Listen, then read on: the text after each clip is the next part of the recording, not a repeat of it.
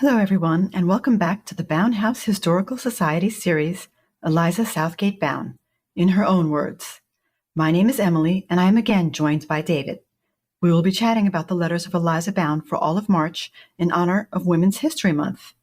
Today, we will be exploring her thoughts about marriage and love.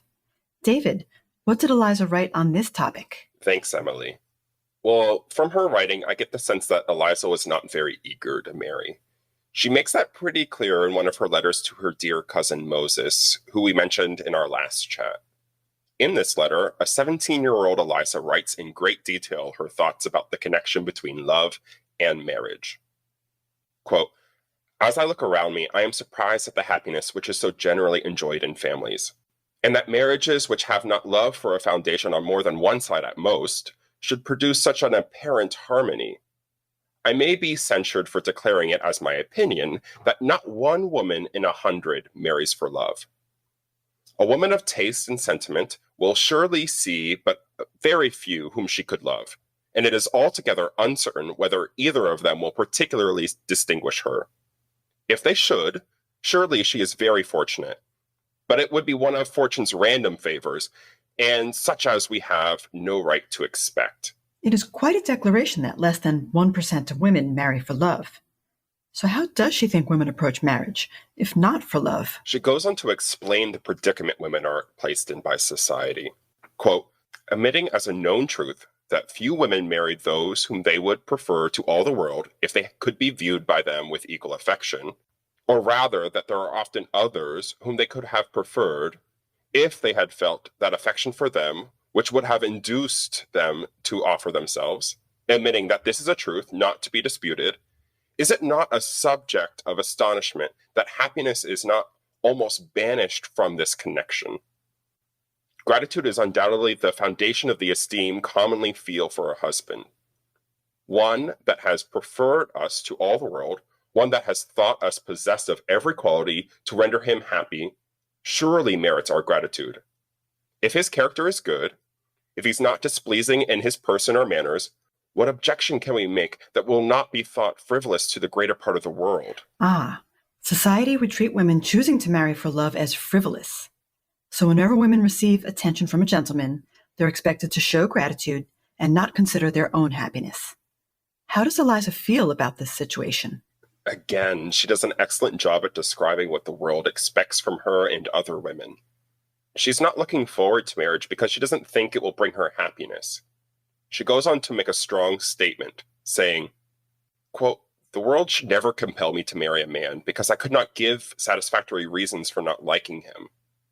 But do not esteem marriage absolutely essential to happiness, and that it does not bring happiness we must every day witness in our acquaintance. A single life is considered too generally as a reproach. But let me ask you, which is the most despicable?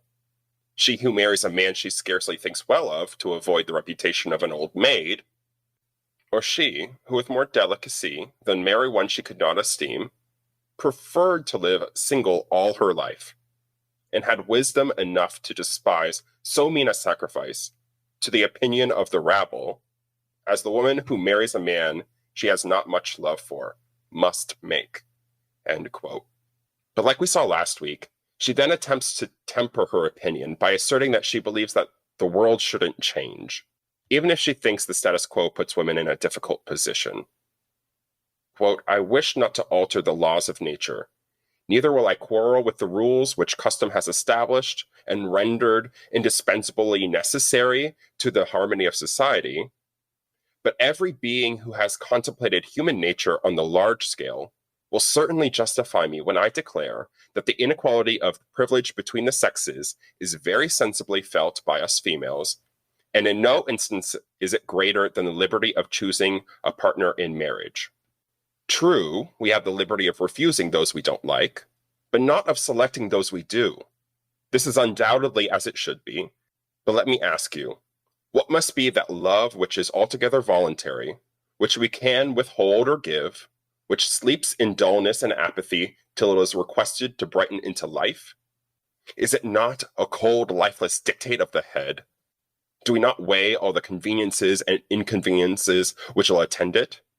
And after a long calculation, in which the heart was never consulted, we determine whether it is most prudent to love or not. How should I despise a soul so sordid, so mean?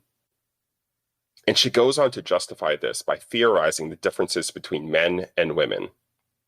Quote, there is a happy conformity or pliability in the female mind, which seems to have been a gift of nature to enable them to be happy with so few privileges. And another thing, they have more gratitude in their dispositions than men. And there is something particularly gratifying to the heart in being beloved, if the object is worthy. End quote. Eliza ends this incredible letter by making the concept of marriage personal again. Quote, for my part, I should never ask the question of myself, do I love such a one, if I had reason to think he loves me? And I believe there are many who love that never confessed it to themselves. My pride, my delicacy, would all be hurt if I discovered such an unasked for love, even in my own bosom. I would strain every nerve and rouse every faculty to quell the first appearance of it. There is no danger, however. I could never love without being beloved, and I am confident in my own mind that no person whom I could love would ever think me sufficiently worthy to love me. But I congratulate myself that I am at liberty to refuse those I don't like, and that I have firmness enough to brave the sneers of the world and live an old maid, if I never find one I can love. End quote. And we know she does not become an, quote, old maid, unquote, because eventually she does marry. Does she speak about her own courtship and marriage? Before she met her future husband, Walter Bowne, she addressed rumors that she was getting close to an engagement. Quote, I despise coquetry. Every lady says the same, you will say. But if I know myself at all, my heart readily assents to its truth. I think no lady has a right to encourage hopes that she means never to gratify. But I think she is much to blame if she considers these little attentions as a proof of love. They mean nothing and should be treated as such. William has been left alone, true. He has this winter been more attentive to me than usual. He lent me books, drawings, and music. He used often to be my gallant hope from parties if I walked, and if I rode, helped me to the sleigh. Yet every gentleman does the same. All have a favorite, some for a month, some a little longer. That's interesting. She seems very careful not to misinterpret gallant gestures as romantic intentions. What about when she finally meets Walter Bowne? Unfortunately, Moses had passed by the time Eliza met Walter, so her following letter to her mother is written in a much more cautious and respectful tone. Quote, at Albany, on our way to Boston, we put up at the same house with a Mr. Bowne from New York. He went on to the Springs the same day we did, and from that time was particularly attentive to me. He was always of our parties to ride, went to Lake George in company with us, and came to Lebanon when we did. For 4 weeks I saw him every day and probably had a better opportunity of knowing him than if I had seen him as a common acquaintance in town for years. End quote. She continues by convincing her parents that Walter is a fit match for her. Quote, I left myself in a situation truly embarrassing. At such a distance from all my friends, my father and mother, a perfect stranger to the person, and prepossessed in his favor, as much as so short an acquaintance would sanction. His conduct was such as I shall ever reflect on with the greatest pleasure. Open, candid, generous, and delicate. He is a man in whom I could place the most unbounded confidence. Nothing rash or impetuous in his disposition, but weighs maturely every circumstance. He knew I was not at liberty to encourage his addresses without the approbation of my parents, and appeared as solicitous that I should act with strict propriety as one of my most disinterested friends. He advised me like a friend, and would not have suffered me to do anything improper. He only required that I would not discourage his addresses till he had an opportunity of making known to my parents his character and wishes. This I promised, and went so far as to tell him I approved him as far as I knew him, but the decision must rest with my parents. Their wishes were my law. End quote. Very interesting.